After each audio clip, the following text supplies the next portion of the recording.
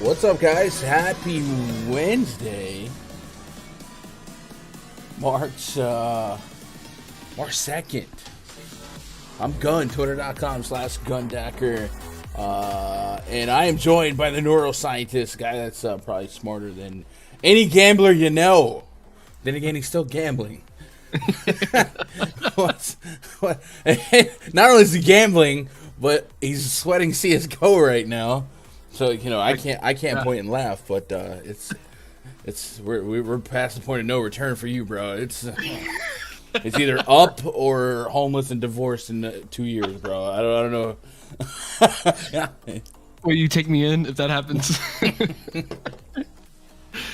have to ask Danielle. Okay. No, CSGO just hit, so we're good. On to NBA now. All right, well, it's not gambling if you win, right?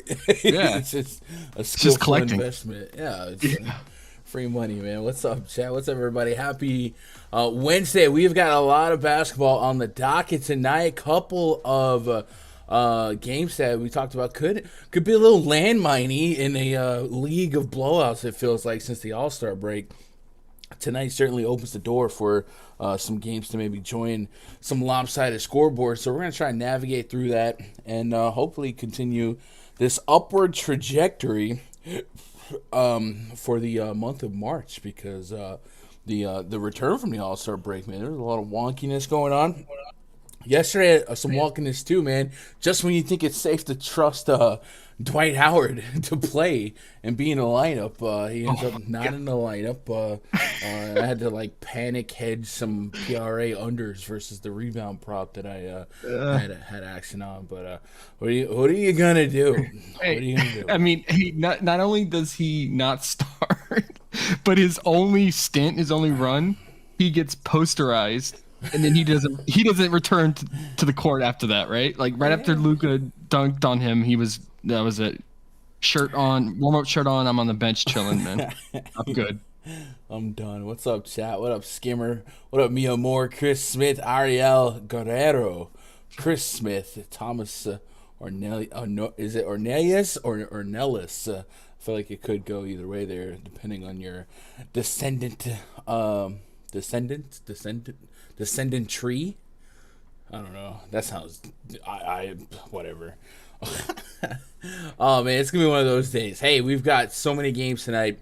We got the Hornets at the Cavs, so we do get a chance at one of our favorite matchups all year, the Hornets. Cavs might have Darius Garland back tonight. We got the Pacers at the Magic. Your guess is as good as mine, but we have a 230 plus total, 1.5 point spread there, so it would be worth sniffing around here. It looks like Malcolm Brogdon will be in. We got the Knicks at the Sixers running back a game that they played a couple days ago. 10.5 point spread, so we begin our potential lopsided action. The Kings at the Pelicans. This feels like one of the more fun games to attack, at least from a DFS standpoint tonight. Kings have been just atrocious defensively, and then the Pelicans, of course, we're not running from them defensively. And CJ McCollum has been on a tear of 30 plus real points in many of his games since becoming a Pelican. We also get the Jazz at the Rockets. Rockets night two back to back. Couldn't hang around last night for long, which that sucked. The Clippers and Rockets game number 9 in 2 days. I'm so done with that. I'm glad that series is over. I had so much greatness going on in DFS. Could have used a little bit more Schroeder, and then of course the Clippers, Zubac, man, I was soaring with Zubac, and then we basically lose the fourth quarter. So now night two of back-to-back for the Rockets, and now they essentially get the best team in basketball offensively, the Utah Jazz, and of course defensively we know they're pretty doggone good. 15-point spread to start the bidding on that one. Miami Heat at the Bucks. Jimmy Butler against world champs Heat, making that 1 seed message sending. This could be a fun game to target. No Kyle Lowry. Maybe run back that well. Yeah, let's go back. That Jimmy Butler assist prop, he lost the fourth quarter in that last outing. The Thunder at the Nuggets on the slate. Another almost 15-point spread here. Thunder, I mean, some of the names the Thunder have projected for 20, 30 minutes today. Like I had to hockey players. Yeah, like hockey player names, right? Yeah, I mean, I know. Like it's like I can't even make a joke here, but yes, it's a bunch of hockey players and SGA. The Blazers at the Suns to cap things off. Suns still a 10.5-point favorites. And earlier today, Devin Booker put on the health and safety protocol. I didn't know we were still doing that. So we get a potential uptick in usage for a team that's already without Chris Paul. So that's where we're going to be swimming around. Obviously, we can't really deep dive every one of them. I will deep dive every one of them in the following show, the DFS show. So if you guys want to maybe swim around a little bit more, be sure to join me in the next hour. But Josh, I guess we'll start with game one. The Hornets at the Cavs. Hornets are the part of the process. Find the Hornets and find some action to divvy up here. With Darius Garland looking like he's probable, do we want to go after any of these Cavs plays? And I'm gonna go ahead and assume, since you told me that Jared Allen deserves a spot on the cover today, that the answer is yes. So what are you liking on the Cavs? Well, so they finally put his fantasy score up. They just had his points and rebounds up, and then I was waiting on the fantasy score, and it's at 35. That just seems too low, right? In this matchup. It feels like I've got him for 43 fantasy points. So I'm getting 7, 8 fantasy point margin of difference between me and them. I'm with it. I definitely like the thought of 34 plus minutes of Jared Allen against one of the more fruitful matchups on the season. The Charlotte Hornets have allowed top 3 amount of fantasy points per game to opposing centers. So I'm definitely behind the play here. I'm a little skittish that Kevin Love finally got part of the action last game, but maybe that was a little game script dependent. Daddy 21607, appreciate that sub. Danny, whoa, why did I do that? So they only have Darius Garland's fantasy points up right now. I'm sure they're going to add more later, but it's at 37. I don't know if you've swept projections since his. Yeah, I just did it about 10-15 minutes ago. What do you have him at? I didn't know I have him at 41. I give him 31 minutes. 31 minutes. Yeah. We know his assist rate is pretty doggone high. So if they do leave a assist profit under 10, I'd be okay with getting that. Yeah. Looking at the live chat here, shout out to De Niro. Appreciate that sub, De Niro. Happy birthday, Chris. Mock says, man, that Trey taco was bad fish. Man, I had this bad feeling about that. Yeah, remember yesterday? I was like, man, these are bad tacos today. And obviously, Luka was a good taco in terms of him hitting, but it was one of those he didn't need the discount. The 6.5 free throw prop was just fine. So I was disappointed in the community for their voting yesterday. But ironically, Trae Young hit his points prop. And somebody left a comment yesterday, CC, said he literally called his shot. He said, Trey's only going to get 6 assists, take the points. I was like, wow, that's incredible. So shout out to CC and his time machine. Be sure to leave a comment today, CC, and I will put my PayPal account on whatever your best bet is after a 1-day sample size. People don't vote good on tacos. We need to go back to random. Yeah, Chris, I kind of agree with that. But anyway, Jared Allen, I definitely think is live for me. I like the fantasy points. I do think the propensity for double-double, 15-plus rebounds, not outside the realm of possibility. Do got a lot of size in this Cavs lineup with Larry Markkinen back, but 35 definitely too soft overall, and definitely something that I have projected to hit the over on. We also have been privy to Larry Markkinen. In the last couple of games, I was able to get him anywhere from 22 to 24, 25 fantasy points as his projection. He has cleared, 30 fantasy points in 2 of the last 3 games. That last game against Minnesota didn't go quite as well. Against the Charlotte Hornets, though, I'm willing to go back to the well and get a little stake in him. I think his success and Kevin Love's success, they might be on opposite sides here. We're going to look at that Cavs minute rotation. Cleveland. Yeah, because Garland's back. I don't know, less shots maybe. Garland's a high assist guy, so I definitely I'm not too worried about that. But I mentioned Larry Markkinen. Larry Markkinen got 35 minutes of action last game. It's that 26 minutes for Kevin Love that kind of threw me for a loop because he had been getting 17, 18 minutes in the other games on this revenge game, right? I obviously, right? Was there a birthday involved too? There's not. I'm just making that. And no. So yeah, give me Jared Allen and Darius Garland. I'd be looking for anything. I already have a lean on his over for fantasy points, but if they can give us an assist prop that's maybe below 8. Or 7, I can get behind that.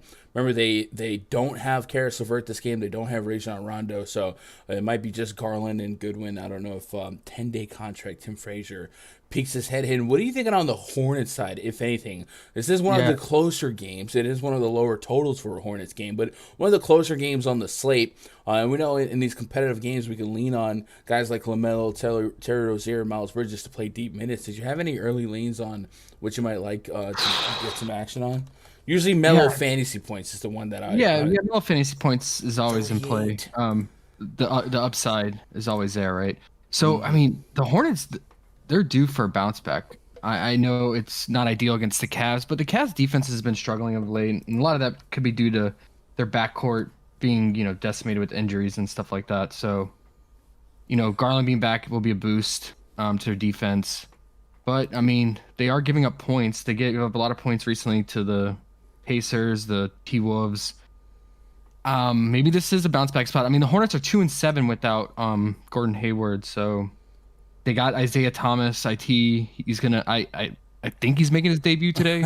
I don't know what rotation is going to be like with him. Is that going to reduce Rozier's minutes? I mean, it can't. I don't imagine him being an instant impact. I think that just might be a little depth thing. Is that desperation? I maybe some veteran presence here, but Isaiah Thomas, the last couple of years, he keeps going to the G League, dropping 40 points, then getting called up and not really being an impact player. So I don't anticipate it being a big thing, especially not in this lineup where the other team has 21 feet between their small forward, power forward, and center. But maybe he rears his head here, but maybe he's just an Ish Smith replacement. Yeah. Well, I do have a lean though. I do have a lean. I'm thinking Rozier points, and it's I'm coming home narrative, right? He coming home. He grew up in the suburbs of Cleveland, played his high school ball there. He gets up for these games. I know when he was on the Celtics, he would go off in Cleveland. I think his last two with the Hornets against Cleveland, he had around 24 points both games. I know it's never fun playing against the Cavs defense, but I can make an exception for this and hope the Hornets have a bounce back game. Yeah, I don't mind that call. Also, I'm always going to not over project, but I'm always going to project high on LaMelo Ball's fantasy points. And I've got him at 48, and they have him at 38, and that's so low. And one of the things that the Cavs do kind of under the radar, but they turn the ball over quite a bit. So if a couple of these guys pick up some extra steals, that's +3, +3, +3. The Cavs turn the ball over second most in the league per game behind just the Houston Rockets. So a couple steals to be picked up here, maybe inflate some of those fantasy scores because of the 3-point, because it's worth 3 points versus some other scoring sites. So I agree with that. And LaMelo Ball averaging 1.5 steals per game, leading the team. I think I take the LaMelo Ball fantasy points. I think 38 is pretty low. All right, so let's do a little writing down then, buddy. Let's take Jared Allen. What do you want to do? Fantasy points? PRA or fantasy points, either one. PRA, fantasy points. I'm going to put my name on LaMelo fantasy points, and then we're digging Terry Rozier real points, right? So I'll type that. Yeah, I mean, not as a top prop, as a mid-tier for Rozier, but I get the LaMelo being a top prop with that differential. Yeah, okay. So I'll just asterisk it. By the way, chat, we have launched a free Discord. You guys want some of this freeness? Click that link. The first 100 of you guys that join that Discord will receive an OG top one or first 100 roll, and we are adding to it. I need to set up more and more stuff like alerts and stuff, but you guys have definitely been crawling in there, and hopefully we can get that as an active toxic free community where we can have some positive vibes and make some money. So be sure to check that out. What up, Hunter? Hunter's Jared Allen PRA over. Neville, my bad, Neville. Don't start to crap when y'all get to the Heat and Bucks game. Oh yeah. Oh, we're getting on that Jimmy Butler assist prop, baby. Need one Ozzy kill for a 5-5. Shout out to J. Cole. I guess you've been a negative influence on each other. Y'all out here grinding women's college and CS:GO and LOL without Jake. What up, Jermaine? How you doing? What up, De Niro? He didn't grow up in the suburbs. Who rose here? It's Quaker Heights, Ohio, man. It's a suburb of Cleveland. Yeah. Well, I guess Cleveland suburbs might have a different. They might be different than some other cities' suburbs, right? All right, let's move on to potentially the next game. I don't really have a high level of confidence of what to expect from the Magic and Pacers. I do know that we have a couple of games of Brogdon playing alongside Halliburton, and Halliburton still played really, really deep minutes. Did you have anything on Magic and Pacers, or do you feel like this is going to be one of the games you're least exposed to in a prop betting standpoint? Hiccup. Yeah, can we... So, yeah, we don't have much sample size with Brogdon, Halliburton, and Heal together, right? I think we have like 2 games, but I can run a little bit of a on-off court tool just to get a little bit of a taste. But I do believe in those games, Halliburton still played high 30s in minutes. So yeah, I might so I don't think it's going to negatively impact Halliburton as much. But let's put Brogdon and Halliburton on the court together for the Pacers. We've got 42 minutes of sample size, 94 possessions. Brogdon 21% usage rate, Halliburton 38.7% assist rate. Again, very, very short sample size, but kind of a little peek, a little preview of what you might expect going forward. I don't think that Halliburton's going to sustain a 40% assist rate with Brogdon on the court, but I think it could be close to 30, whether it be on the south side or the north side. We have seen him be really, really effective in terms of having a high assist rate, even alongside a scoring guard like De'Aaron Fox. So I do like... I don't mind looking at Halliburton if we maybe shop his assists, but I don't think that anything on this game is going to be priority clicks for me in a parlay setting, right? Halliburton's at 8.5 assists. I think that's on the nose. Fantasy-wise, I'm not seeing drastic differences between my numbers and theirs, and then also on the Magic, nothing drastic. I will say Cole Anthony does have a Q tag on him, but... Markelle Fultz kind of. I think he's probable. Yeah, he's probable. Okay, yeah. So I'll be honest, man. I'm fine with skipping this game from a parlay setting, and I'll grab some darts and DFS. Hey, yeah, man. I mean, you know how I feel about playing teams against Magic. Yeah, we did just see this game, just like the 76ers Knicks. Those are 2 games that are most recent games played against each other. Mm-hmm. Yeah, I mean, Wendell Carter and Bamba should dominate again in the paint. Pacers had no answer for him, so I get it if you want to tailor those again, those plays. But yeah, I'm with you. It's all mid tier for me. Yeah, Wendell Carter's been the guy that I get to a little bit more. Yeah. He's at 36 fantasy points. I got him right at 36 fantasy points. Mo Bamba, I got 32. I always have a high projection of Mo Bamba, and then whether or not it really happens depends on if they get a fourth quarter. But I do got a pretty drastic difference between my fantasy projection and theirs, almost 10 points. They have Bamba at 25 fantasy points. I have him at 32, so a little bit of a 7 plus 7. 25, yeah. So like none of these are warm and fuzzy clicks, but if I had to, I might look there, but I don't want to. So I'm gonna move on to the next game. Knicks at the 76ers, 10-point spread, double-digit spread. Anything could happen. Anything is possible. The 76ers big 3: James Harden, Joel Embiid, and Tyrese Maxey working really well together.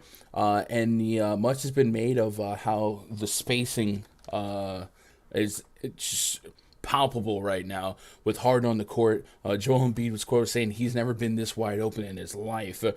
James Harden is at 10.5 assists, so that ship has sailed. I think we were able to get him at like 8.5, 9.5, and immediately jumped on that. with these lines here, knowing what we just, not just, but knowing that these two teams just played, I think everything's probably been priced appropriately, and the 10-point spread kind of leaves the door open. I still could see Harden, clearing this 10.5 assist prop, but we are paying a hefty price point, and I usually don't like to get too exposed to high numbers like double-digit assists, especially in a 10.5-point spread. But hey, man, if you wanted some exposure to Harden 10.5 assists, certainly see him clearing double-digit assists. That's essentially what he averages. Anything that's standing out to you? I was thinking maybe Maxey real points. He has been benefiting from Harden. I mean, these 16 assists aren't going just to Embiid. Tyrese Maxey's been pretty efficient, pretty effective with Harden, essentially benefiting him the most outside of Embiid. So maybe Maxey real points is something I can get behind. 14, 16, 13, 11 shot attempts his last 4 games, and the last 3 games, 30-plus minutes, high 30s in minutes, and maybe he's shooting a little bit more efficient, but I like the double-digit shot volume, and I like that his looks are going to be pretty decent looks here. And then we also know that against the Knicks, you can chuck a couple more threes here, and you might expect him to take 5 threes in this spot. And if he's going to hit at a 30% clip, I think Maxey's 16.5 real points is something I can get behind. He's clearing his 3 last full games with the 76ers. So again, nothing like a tier 1 priority play, but I would like a Maxey over. Anything on the Sixers or on the Knicks side that you like? No, I'm with you on that. I guess, would you pair it with the 10.5 assists Harden, the Maxey points, or just go with Maxey points on its own? Are you worried that the game won't go long enough for Harden to get that 11 assists? I'm interested in his first half props. Yes, yeah. We could chop the game in half. What I'll say here is, you love narratives more than I do, right? Like, you're out here finding high schools and crap. This is Harden's home opener or home debut, right? Yep, in Philly. Yep. He's gonna jacket, right? Yeah, I feel like it's early on. I expect him to at least make an impact, and I expect the crowd to be pretty hot. So if Harden gets himself flirting with a triple double, I'm fine with the assist prop here too. I don't think he's going to change this game too much, but yeah, if we're worried about some of these blowouts, especially later when we get to the Jazz game, we get to the Denver game. Maybe we could chop the game in half. We look at what the 76ers have first half. We got Harden at 25 fantasy points, 11.5 real points. They didn't give us assists, but the 11.5 points is definitely interesting. Right? He's cleared that in his 2 games with the Sixers. So maybe I'll get behind that. Because I mean, like you said, it gets energized for a home opener, and he takes maybe a little bit more threes than he would in a half, and I could see him getting just hit a couple threes and get to the line. Yeah, he could clear that. Yeah, all right. So give me first half Harden. I'll type it up. First half Harden. But yeah, it's always a tough call because I always like Harden for assists, right? He's second behind Chris Paul right now, so. Yeah. I was trying to look at rotations. Philadelphia. I know Embiid usually has a weird first half rotation, but we'll see how we use Harden. Harden has been playing a lot in the first half, and so he's playing 40 minutes a game, so he's probably playing 16, 17, 18 minutes and a half. I like the Harden first half. Anything on the Knicks side or nah? Big minutes on RJ Barrett since Kemba Walker. I was gonna say RJ Barrett and Randall and Fournier are like the minute hogs right now, right? Playing 38 minutes a game. With the backcourt being decimated for the Knicks. Yeah, I mean, I guess if you're gonna get on some Harden props, maybe not first half props, you're gonna get on his assist or Maxey's points or any Embiid props. It makes sense to maybe run it back with one of those 3. Yeah, I wouldn't mind it. I don't. The Knicks are just one of those teams. If I can fade it, I'll fade it. Yep. Hater also says, "Gun, what is your fantasy point projection on Evan Fournier for PrizePicks?" I've got Fournier at 31 fantasy points, and PrizePicks has him at 23. So I do get a little bit of a gap here. Last couple games for Fournier, 30, 18, 27. So a little bit of a wide range of outcomes, but a good chance to clear 23, especially if you don't think Thibault is going to be looking his way. More so Barrett, more so Randall, right? So if you wanted to grab an over because you're a maniac on on a Knicks prop, go for it. But I'm thinking maxi points, full game, Harden first half points. And I mean, anything on Embiid. Embiid's always kind of the statement maker, but I do kind of feel like this could be one of those let Mr. Harden have a solid debut. 54 fantasy points for Embiid with a 30.5 real point prop. I've got him at 56 fantasy points, so everything seems right in line with my projections. No reason for him to be priced especially low or especially high here. So if the projection is going to be pretty close, I don't really have a need to feel like I need to get some Embiid exposure. So I probably won't. Did you feel any differently? His free throw prop's always fun. 9.5. He had 23 in this game the other night. Right? That's crazy. No, I mean, you're totally spot on, and it was a great call about his first half rotation always being wonky. Like, I used to go for his first half props, thinking like, in a blowout situation, and it's risky. So I probably just stick with the Harden or Maxey. Yeah, that's probably what I'm doing. All right, let's look forward here. Kings at the Pelicans, a 233.5 total. Some to like here. The Kings, more things change, the more they stay the same. Trey Lyles drew a start over Mo Harkless in that last outing. Probably, I would expect that to happen again, but you really never know. The only constants for this team really feels like Fox, Barnes, and Sabonis. So those are three I'd probably be keying in on. Domantas Sabonis has been offered a lot of minutes here. There are some games without Rashawn Holmes, and then there are some games with some foul trouble, but we have seen him get high 30s in minutes in games that are, one, competitive or slightly competitive, and two, where he's not in foul trouble. Last two games with 5 fouls in 33 and 31 minutes. So feel like he leaves a couple of minutes on the table there, but that Thunder game did get lopsided anyway. Matter of fact, let me double check the minute rotation for Sabonis in the end of that game. He closed that game, and that fifth foul kind of hurt him. So I think he probably could have 35 minutes if he's a little less hacky. So if he stays out of foul trouble today and we get 34 plus minutes of a 230 implied total, we've talked about how the Kings have absolutely been atrocious on defense. This game could be fruitful to target. Fox, Barnes, Sabonis are the three guys I'd be shopping on the Kings side.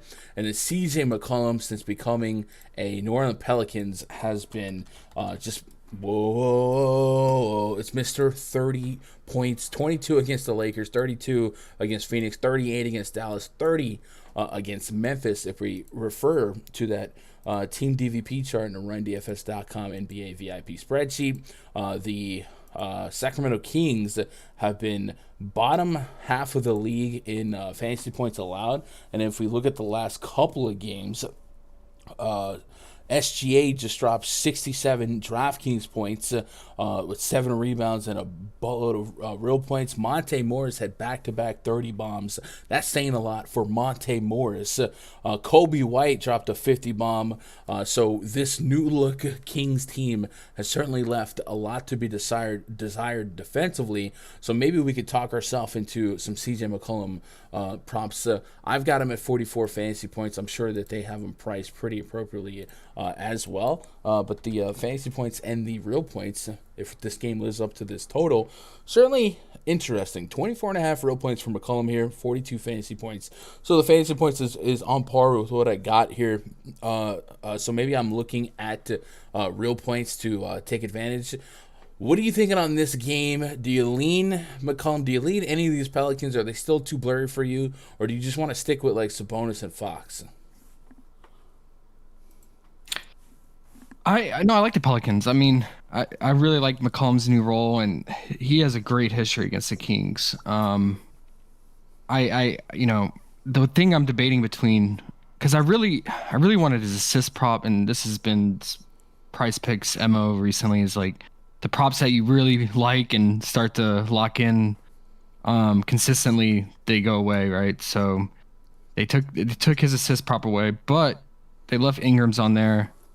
So I'm debating between his fantasy score for McCollum and his real life points, but I'm liking the idea of pairing Ingram's assists with 5.5 assists with the McCollum's 24.5 points.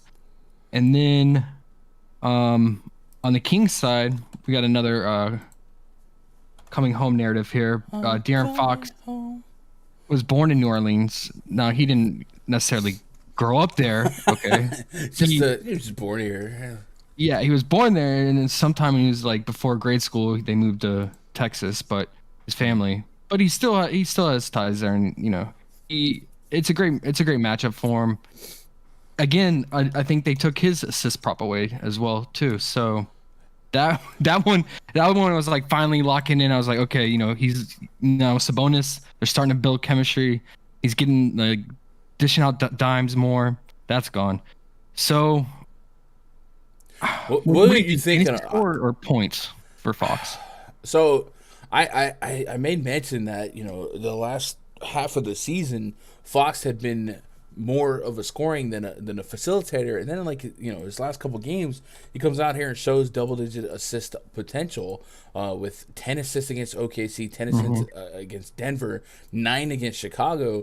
So he is facilitating a little bit more. So what I would say is if you were on 20 to 24 real points and you believe in this newfound assist number, so let's say we give him implied 13 assists and rebounds with 20 20 points, 24 points, maybe we take advantage of the 35.5 PRA for now. I'm with you. And just kind of throw a blanket over it. But fantasy wise, I've got him at 43. That's a nudge, a hair above the 41 that they have. He's averaging about a steal per game, but he also averaged 3 to 4 turnovers. It kind of neutralizes the stock, implied stock. So I'd probably go after that PRA if I wanted to throw some respect on his newfound assist percentage. Maybe the assist rate, or maybe some of these assists are happening opposite of this Sabonis foul trouble.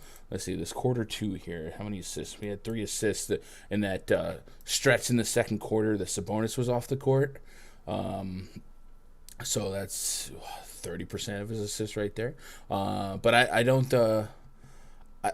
think so. If he's not dishing it, then he's going to score it, and Sabonis feeds it back. So I guess PRA would probably be a way to throw a blanket over what De'Aaron Fox is going to do. Sabonis, by the way, is at 42 fantasy points on PrizePicks. I've got him at 47. It's a little 5-point swing there. And Sabonis is a guy that not only can he score and get you those assists, but his rebound numbers are through the roof right now. And I don't mind getting attached to his 42 fantasy points as well as perhaps the over. They did list Trey Lyles here at 22 fantasy points to get him started. Has 1 start under his belt here as a King. Like I said, I anticipate him to continue to start. The Kings have been rather volatile when it comes to their front court rotation. Matu, Harkless, Bagley, just all season long they've been interchanging what they do there. But I can't imagine after one game they would abandon this, especially after the Kings, kind of won pretty mightily there. So if you think 22 fantasy points is a little light, I have I didn't know what to put on this minute projection, so I have a little light on the minutes. But if I talk myself into getting closer to 20 minutes, I think Trey Lyles is somebody we can kind of rely on to be a point per minute type of play here. So I don't know. Hey, one last thing. They just added this. What do you think about Jackson Hayes' 24 fantasy points? I think you have him for 33. I have him for high 32.75. So I would be leaning the over there. Kings are just so bad on defense that anything with a decent minute projection is going to look good, and they got him at near 30 minutes. Jackson Hayes, that is. So I don't mind that. Assuming that he's going to continue to start, there's no reason to expect that. So yeah. So what's the line they have? 24. 24. Yeah. Yeah, on the dot. I definitely could lean the over here as long as he stays out of foul trouble. Sometimes easier said than done. Well, it's a line that he clears an okay amount, and then you grab any. This is one of those spots where we say it all the time when we reference a player's season average. when that season average is kind of on par with some of these lines, and then you are putting them against one of the worst defenses in the league. In this case, the Kings are the second worst defense. We expect them to be able to outperform their season average. So I expect Jackson Hayes to be able to outperform his season average because the Kings have been atrocious defensively. So yeah, I'll lean the over on Jackson Hayes. Wouldn't be a tier 1 play because I do know that Jackson Hayes can get in foul trouble. 4 fouls, Sure. 17 minutes against Phoenix, 5 in 26 minutes against Dallas. And Sabonis is a high usage big. But if he gets minutes, I'm in. I mean, Sabonis does turn it. He has a high propensity to turn it over as well. Mm-hmm. So he could, rack up some steals. So, yeah, like you said, if he doesn't foul. Herbert Jones, baby. Herbert Jones. Yeah. Herbie. Scammer. Sometimes they bring the prop back. Yeah, I don't like to bother them on Twitter until it's close to go time. I just imagine throughout the day there's a lot of yoinking and putting back on as news comes out and projections evolve, and then people putting action on picks, and they got to balance the books, all that good stuff. Jermaine says I like McCollum over 3.5 threes. He's 2.5 on PrizePicks. Maybe he's talking about the sports books. I don't know. Well, heck, if it's 3.5 on sports books, then yeah, we can really take advantage here. So yeah, I don't mind that call. Kings, when it comes to threes, I mean, they're bad at everything. They allow amongst the most points in the paint as well, and this could be the most obvious Jonas Valanciunas game when it's all said and done, right? Because of how bad they've been at points in the paint. But yeah, against threes, it's fine to target anything here. So I don't mind looking at that. McCollum prop 2, especially if the books have them at 3.5 and we have a shot at a 2.5, 7, 6, 10 pull-ups from behind the arc. I don't mind that. All right, let's move on to the next game. Rockets hosting Utah Jazz. So, Josh, I got to ask you, are we touching this game? 15-point spread? No? Okay. Do you want to? I mean, so I looked at the first half props, and that's what I was going to lead into. Like, if we chop it in half, maybe we like some in the first half. I think that the main thing I like targeting with the Rockets, and we saw it with Zubac again yesterday, centers are just on a different planet when they play the Rockets. And I think maybe Rudy Gobert is something we can get behind. Looking at first half props, they have him at 19 fantasy points, 7.5 real points. The fantasy points is a little bit intriguing because we know one of the biggest staples of Rudy Gobert's game is his propensity to block shots and get steals. He's averaging 2.3 blocks per game, almost a steal per game.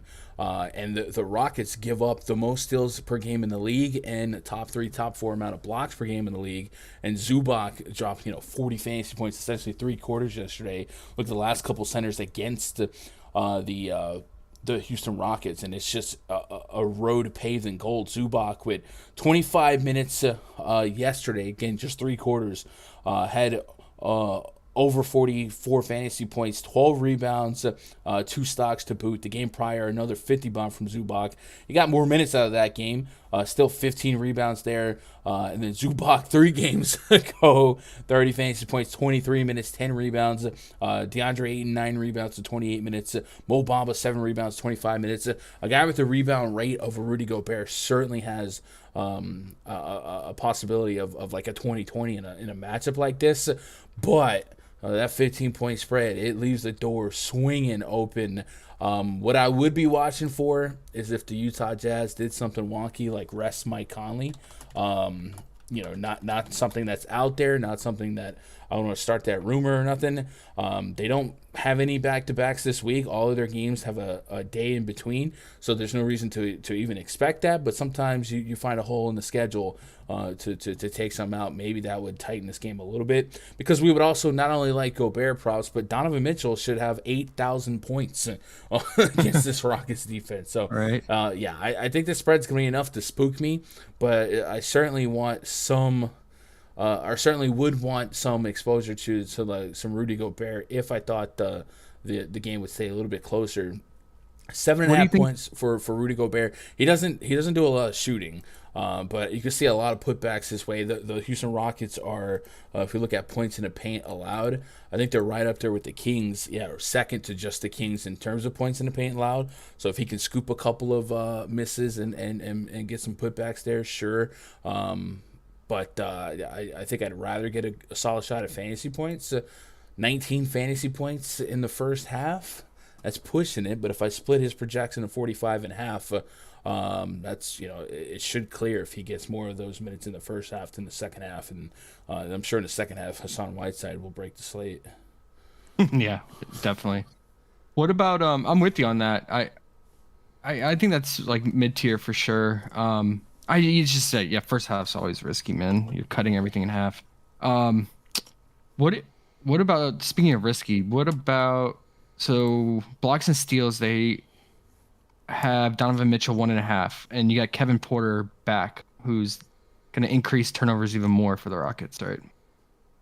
So you want one? Okay, yeah. So yeah, he's averaging over that, and that's another we just talked about in the Pelicans game.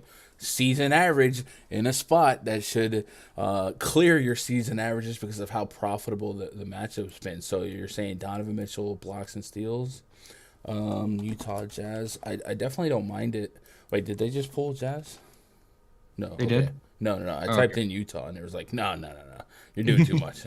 So yeah, makes sense. Blocks and steals definitely a little bit more wishy-washy because of we're leaning on the home scorers, but everyone on this team, there's 3 guys in the starting lineup for the Jazz averaging over a steal per game. So if you think Mitchell falls into some, I think that's fine. Ironically, his game on Valentine's Day against the Rockets, he got no blocks or steals.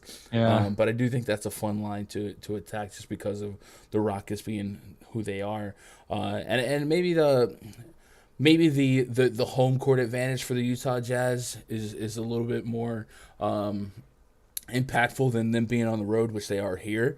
So maybe the Rockets stun people, man. I swear, sometimes when we just know games are going to blow out, when trash teams are out there, that's when they hang in there because teams are letting their guard down. So that was before All-Star break. I definitely agree, but now as the season winds down, we got to really watch out for these tank teams like OKC and Rockets. Like, they're going to start playing these bench guys, extending their minutes more and more slightly. Like, even if they're only down by 10 plus points, I notice OKC, they're getting ready to utilize all those draft picks they stocked up on. So yeah.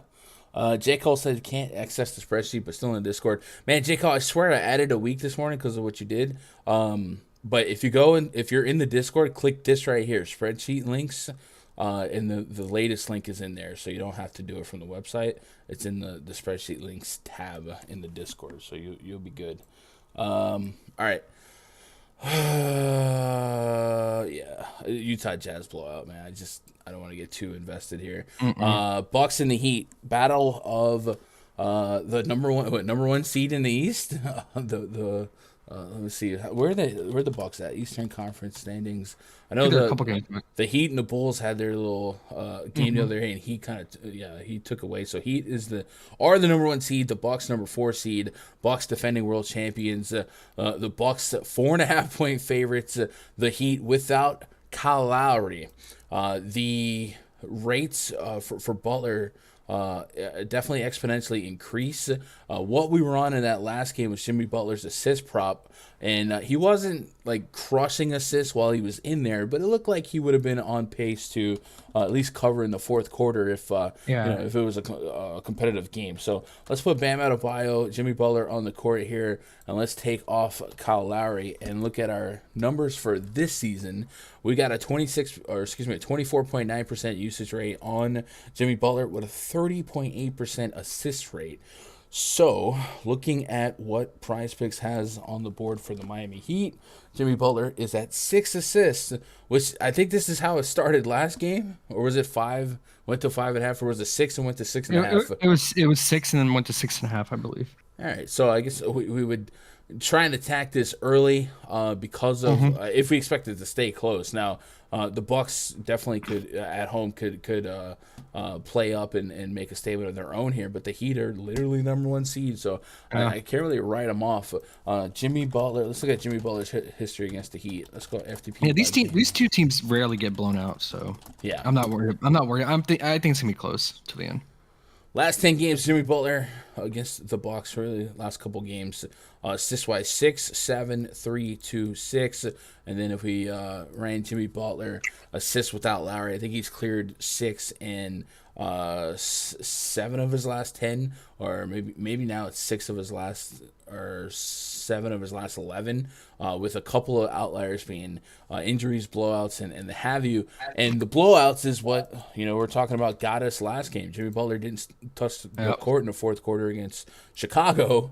We didn't expect him to blow out the number 2 seed, but they did. And here we are again. So if you're expecting this game to be competitive, I think I expect Jimmy Butler to play closer to the 38 minutes than the 30 minutes with fourth quarter action. So I'm going to be an investor in Jimmy Butler assists. If you're going to stay competitive with the Milwaukee Bucks, you're just going to chuck some threes. Maybe it's one of those sneaky Vincent, Duncan Robinson, Tyler Hero games as well. But I'm pretty privy to Jimmy Butler exposure through assists. Both these teams are really, really good at defending points in the paint. And Miami Heat. Here's a fun segue. Miami Heat and the Milwaukee Bucks are both funnel defenses in which they're so elite at points in the paint allowed. If we look at the RunDFS.com VIP spreadsheet team metrics chart, Miami and Milwaukee both top 4 in terms of fewest points in the paint allowed per game. Then we look at points allowed via the 3-ball. Milwaukee allows the most. Miami allows the 4th most. So both teams might have to lean on their long-range shooters. And lately, we've seen Bobby Portis be one of those guys. 7, 14, 7, 5 shots from behind the arc as a stretch 5, essentially, even hitting 8 threes against the Brooklyn Nets. Do we have a fun Bobby Portis 3-point prop to target today? Sometimes we get him at like 1.5, 2.5, sometimes 3.5. We don't have a 3-point prop on Bobby Portis, but that's something to look for. Josh, I'll throw it to you, man. What are you liking the most from this game? I'm assuming you're with me on Jimmy Butler. Oh yeah. We're back to the well. It's not gonna stay dry, and like you said, that was due to circumstance. So I would consider that as a top prop. I think like you said, it's gonna be a competitive game. Should get his full run. And then you could roll the dice. I think the only, like you said with 3-point props, I think the only Heat one they have is Duncan Robinson right now. Like you said, the funnel, 2.5 3-points made. The funnel defense, he should have more opportunity. But yeah, Gabe Vincent and Strauss will probably put up a lot of threes too. So Gabe is still at 10.5 points. You could do that, but yeah, last game he did clear it, but I think he hit like 3 or 4 threes. So gotta hope he makes those threes, but it's a good matchup. Isn't Martin doubtful? So I think that's gonna be more minutes for Strauss, I believe. Yeah. By the way, Gabe Vincent did play in the fourth quarter against the Bulls. I was looking at my fantasy projection versus theirs. If we parlay is Martin doubtful? I didn't write that in my report. Martin, I don't think is he maybe still questionable? No, it says he's available. He played some minutes in that last game. Okay. So I have Gabe Vincent for over 30 fantasy points, and they have him at 22. And we mentioned, him as somebody that can chuck some shots here. I might be on that fantasy points for Gabe Vincent. We'll see. We'll see about that. And PJ Tucker revenge. He's another 3-point shooter. I don't want to get behind that, but no. Sure. And then let's talk about Milwaukee real quick. Giannis, you get a 4-quarter game out of Giannis Antetokounmpo. The sky's the limit. They got him at 55 fantasy points. I got him at 59, so not a big gap there, especially once we cross that 50 fantasy point bridge. But Giannis certainly somebody that not only plays up for these marquee games, but he likes to make statements when he gets opportunities to. So maybe if this game did stay close, you see one of those Superman MVP performances out of him in the fourth quarter. But I'm not really seeing a line that I love. Anything for you? I guess fantasy points to 55 would be the way to throw the blanket over it, but I think it's appropriately priced. Like I said, you get 35 minutes of Giannis, there's a good chance you get 60, 70 fantasy points, even against a stout defense like Miami. They just don't really have the size to contend with Giannis. Maybe we see some rotations where like Adebayo and Giannis match up, but for the most part, I guess it's appropriately priced. Anything on the Bucks for you? Yeah, I mean, yeah, I agree. Giannis fantasy is always in play in these style of games. And then I guess the only other fringe would be Drew Holiday's PRA or points, just because the funnel defense, like we talk about on the Heat as well. If he can, make his outside shots from the perimeter, that could be in play too. Yeah, Garrett says under for Butler. Says no, the over. No. Over. Sorry. And Garrett, if you're just tuning in, the reason I like that is Butler has a 31% assist rate without Lowry this season with Adebayo.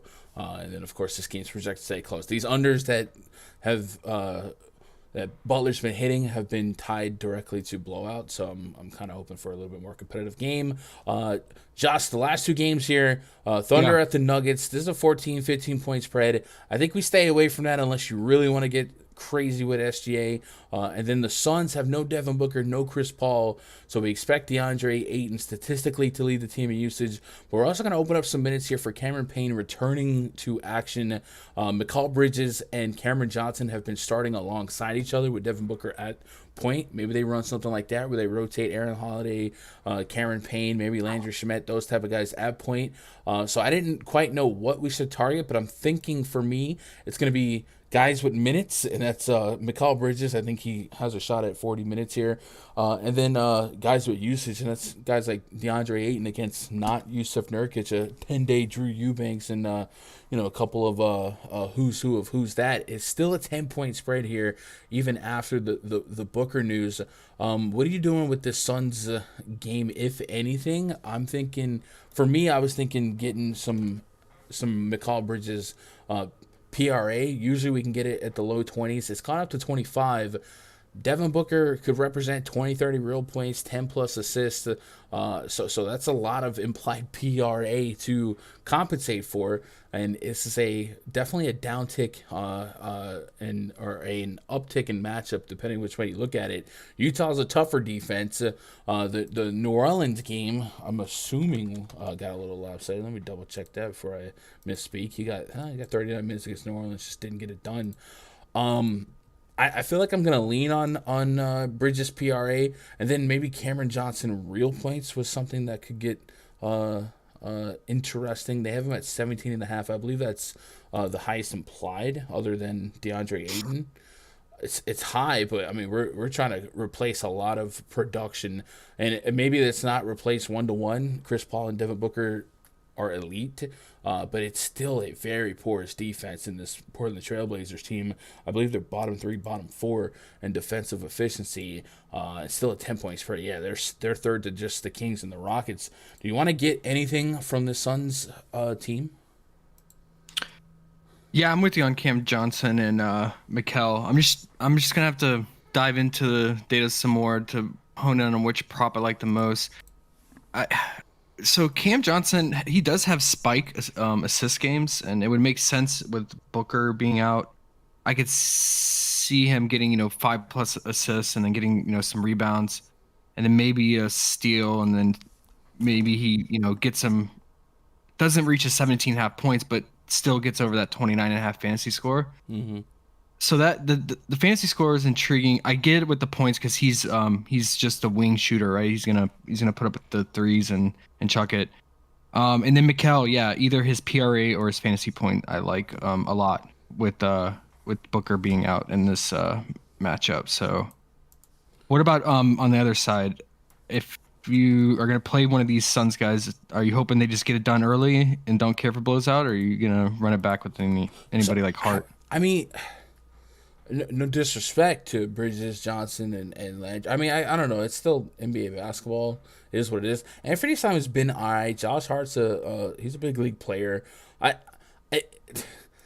it not seem a little crazy that they're 10-point dogs still without Paul and Booker? I mean, those are 40-minute guys of A- levels of play. It just seems like it's a little disrespectful, and I don't. They just look awful without Nurk, man. Like they went on that 3-game winning streak after McCollum left, and they were looking good, and Nurk was popping off and gelling with Simons.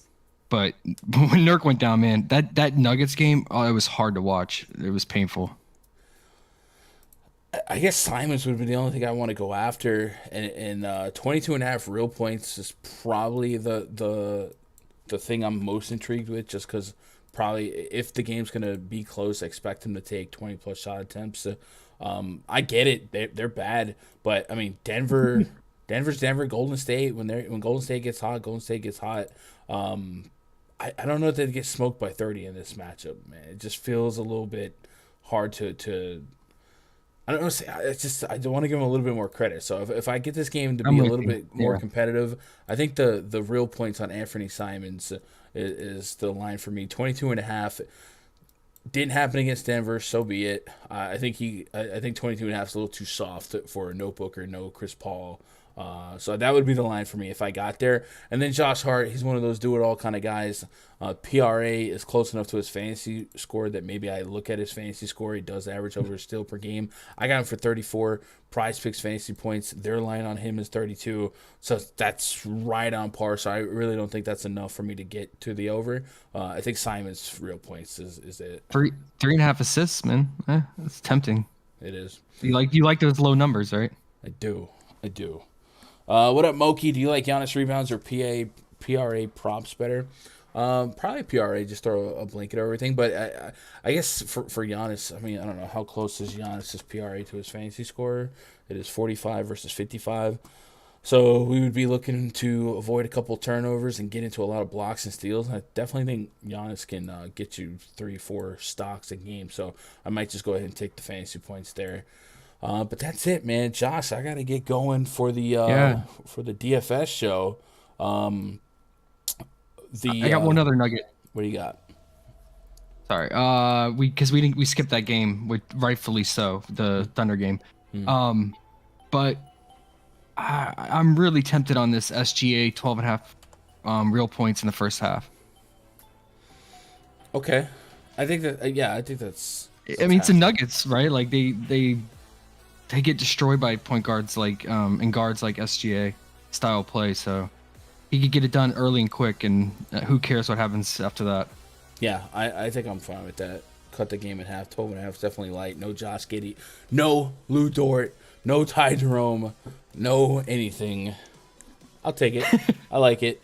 Chat, I'll be right back. Couple minutes for the DFS show. I appreciate you guys. Hit that thumbs up. Be sure to jump in that free Discord. And if you want these projections, you want this spreadsheet, go to rundfs.com, click VIP memberships, grab something, grab a week pass, test it out. We'll be in the rundfs.com voice chat 2 hours before lock. But also been peeking my head in there pretty frequently in the free Discord. I'm trying to build that one, cultivate that free community so you guys can be pioneers on that one. First 100 people get a roll. Hit that thumbs up, man. I appreciate you. I'll see you guys in just a few minutes for the DFS show. Good luck. God bless. Go win some money.